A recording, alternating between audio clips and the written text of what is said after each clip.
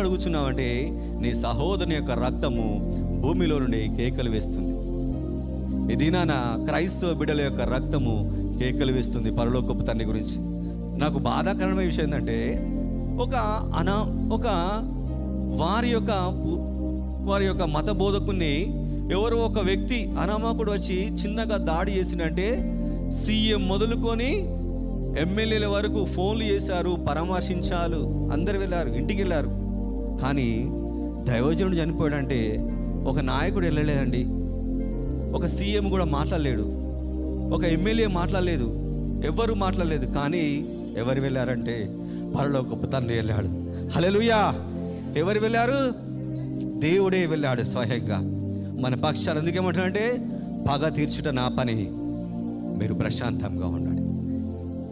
మీరు ఇద్దనాన ఏ భారం మోస్తున్నా కూడా, ఏ నిందను మోస్తున్నా కూడా, ఏ అవమానాన్ని మోస్తున్నా కూడా మీరేమంటారంటే నా కాడి ఎత్తుకొని మీ విశ్వాసపు జీవితమును ప్రయాణించండి. నేను సాత్వికుడును గనుక, నేను దీన మనసులు గనుక, నువ్వు ఏం నేర్చుకోవాలో, నీకు ఏమి